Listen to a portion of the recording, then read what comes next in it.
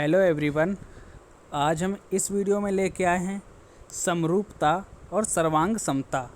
यानी समझेंगे समरूपता क्या होता है और सर्वांग समता क्या होता है। तो इसके बारे में जानेंगे क्या होता है। सर्वांग समता है ये और ये समरूपता है। तो चलो देखते हैं क्या होता है। अच्छा, तो सबसे पहले समझेंगे समरूपता होती क्या है, समरूपता का मतलब क्या होता है। सबसे पहले समझेंगे समरूपता होता क्या है। समरूपता क्या होता है। जैसे हमने कहा दो लड़के हैं, ये दो लड़के हैं,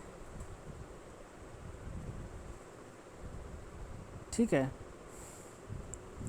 ये 5 साल का है और ये 2 साल का है, ठीक है। ये 5 साल का है और ये 2 साल का है। तो ये जो बड़ा वाला है और ये छोटा वाला है, तो छोटा वाला जो लड़का है वो बड़े वाले के क्या है, एकदम समान दिखता है। यानी उसका आँख, कान, नाक, मुंह एक जैसा दिखता है, लेकिन हाइट में डिफरेंस है। यानी जब 5 साल वाला लड़का जो है वो जब 2 साल का होगा तो बिल्कुल इस लड़के के समान होगा, ठीक है। तो इसी का मतलब क्या है, समरूपता। यानी क्या है, ये जो 2 साल वाला है 5 साल वाले के क्या है, समरूप है, ठीक है। अच्छा, आप समझते हैं। जैसे कि हमने कहा कि दो त्रिभुज हैं,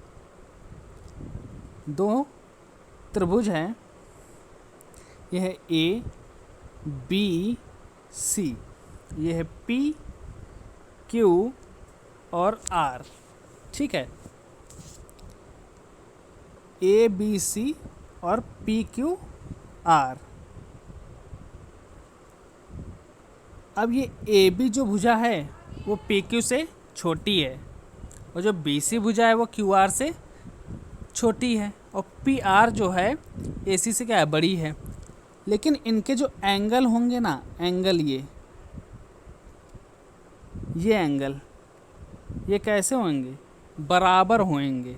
जैसे हमने कहा कि एंगल ए जो है वो किसके बराबर होगा, एंगल पी के, और जो एंगल बी है वो बराबर होगा एंगल क्यू के, और जो एंगल सी है वो बराबर होगा एंगल आर के। तो ये दोनों त्रिभुज हमारे होंगे कैसे, समरूप। ये कैसे होंगे, समरूप। और यही हमारी सबसे पहली प्रॉपर्टी होती है ए ए ए, यानी एंगल एंगल एंगल प्रॉपर्टी, ठीक है। तो आई थिंक ये समझ में आया होगा। अच्छा, नेक्स्ट नंबर 2 क्या होता है, दूसरी प्रॉपर्टी क्या है, एस एस एस प्रॉपर्टी। ये क्या है, एस एस प्रॉपर्टी। अच्छा, इसमें क्या होता है, इसमें ये होता है कि यदि किन्हीं दो त्रिभुज की संगत भुजाएं कैसी हों, समानुपाती हैं, तो वो त्रिभुज कैसे होंगे, समरूप होंगे, ठीक है। वो त्रिभुज कैसे होंगे, समरूप होंगे। यानी इसमें साइड साइड, जैसे कि ये एक त्रिभुज है, ये एक त्रिभुज है, ठीक है। ये हमारा ए बी सी, ये हमारा पी क्यू आर। ये कैसे होंगे, समानुपाती होंगी। इनकी भुजाएं जो होंगी समान अनुपात में होंगी। जैसे ये होगा ए बी अपॉन, क्या होगा, A B upon R Q, sorry A B upon P Q बराबर B C upon Q R बराबर A C upon P R. तो ये हो गई हमारी साइड साइड साइड, यानी इसमें क्या होगी, तीनों भुजाएं समानुपाती होंगी, ठीक है। अच्छा, अब तीसरा इसमें समरूपता में ही देखते हैं। तीसरा इसमें क्या है, S A S, S A S, S A S मतलब साइड एंगल साइड। यानी यदि किन्हीं दो त्रिभुज की दो संगत भुजाएं समानुपाती हों, दो संगत भुजाएं समानुपाती हों और उनके बीच बनने वाला कोण कैसा होना चाहिए? बराबर होना चाहिए। उनके बीच बनने वाला कोण बराबर होना चाहिए। जैसे हमने कहा कि ये हमारा एक त्रिभुज है ए बी सी, और दूसरा ये हमारा त्रिभुज है पी क्यू और आर। ठीक है, तो इन दो भुजाएं कैसी होनी चाहिए? समानुपाती होनी चाहिए और उनके बीच बनने वाला कोण कैसा होना चाहिए? बराबर होना चाहिए। जैसे हमने कहा कि ये ए बी और बी सी किसके? पी क्यू और क्यू आर के क्या हैं? समानुपाती हैं। तो उनके बीच ये एंगल बी बराबर होगा किसके? एंगल क्यू के बराबर होगा। ठीक है, तो यही हमारी क्या है? Side angle side property. I think ये समझ में आया होगा। अच्छा, समरूपता सीख लिए। समरूपता हमने क्या पढ़ा? समरूपता में हमने जाना कि जैसे कोई अगर दो ट्रायंगल दिए गए हैं, ठीक है, दो ट्रायंगल दिए गए हैं, तो उनकी जो साइड हैं वो कैसी? समानुपाती होनी चाहिए।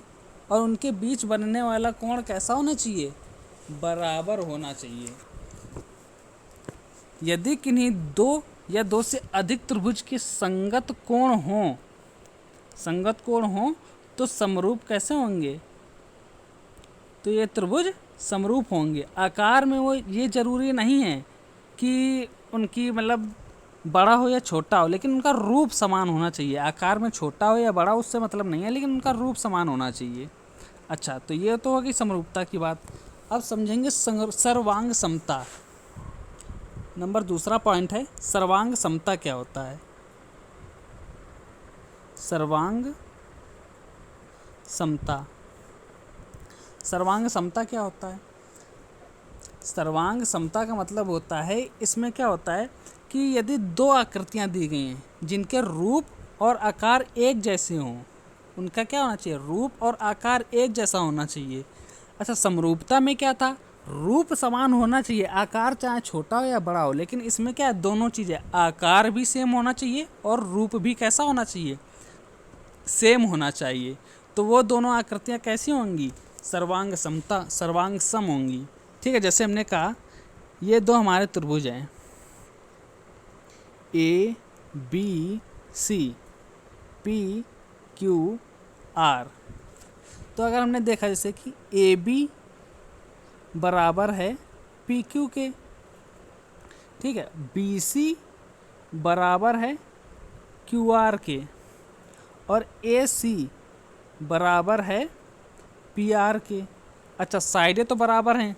और अगर हमने कहा कि एंगल ए बराबर है एंगल पी के, एंगल बी बराबर है एंगल क्यू के, और एंगल सी बराबर है एंगल आर के, तो हमने ये देखा कि इनके कोण भी बराबर हैं और क्या? भुजाएं भी बराबर हैं।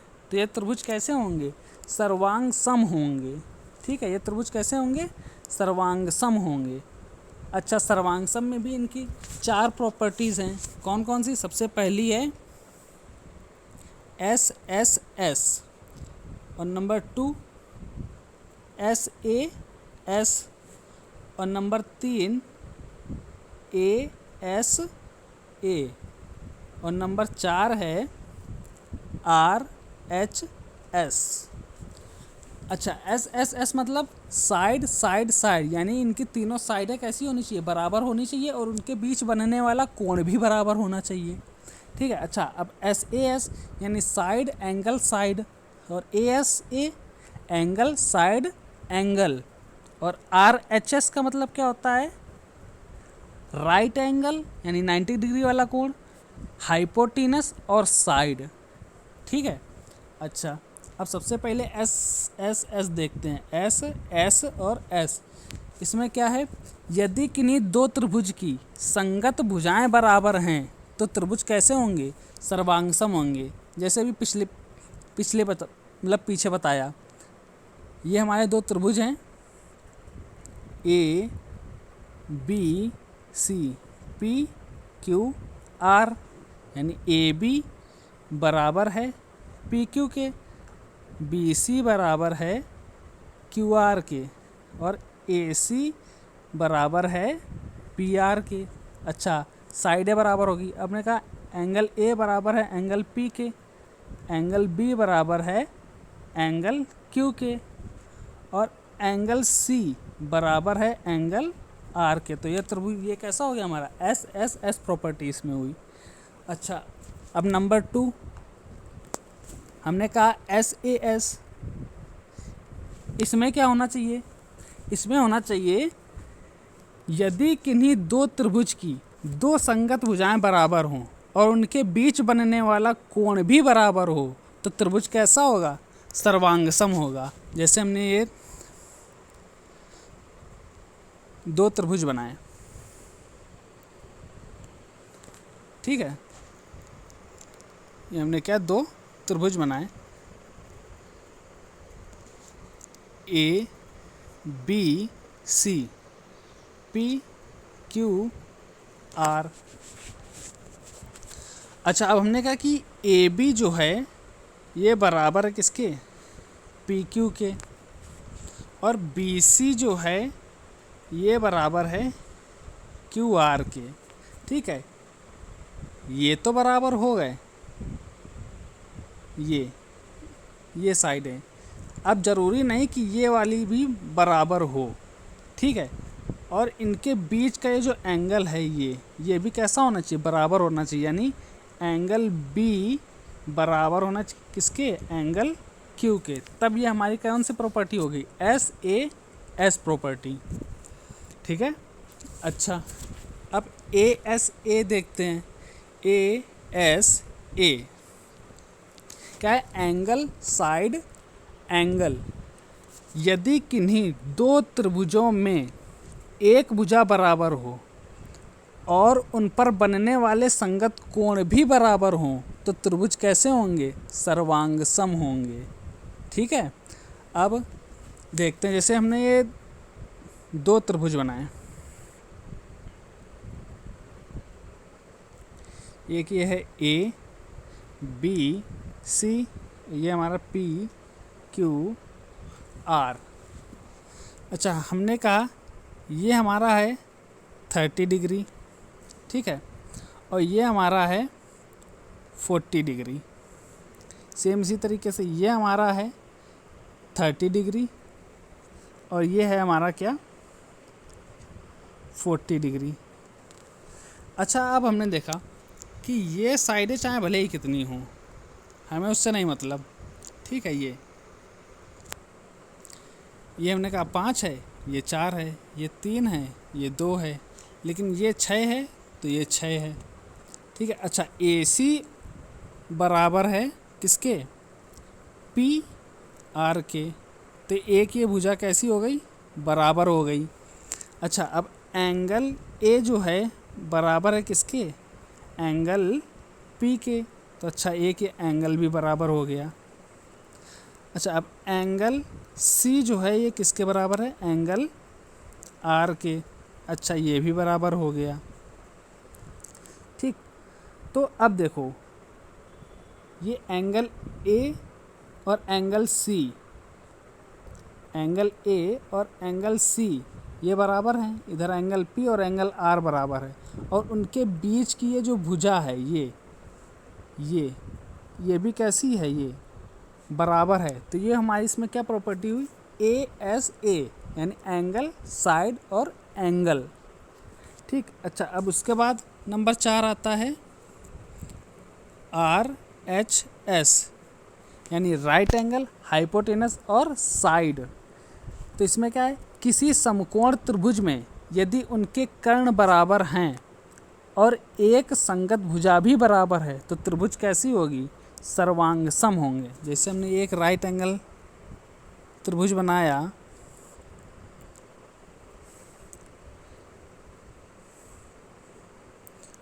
राइट एंगल ये हमने त्रिभुज बनाया,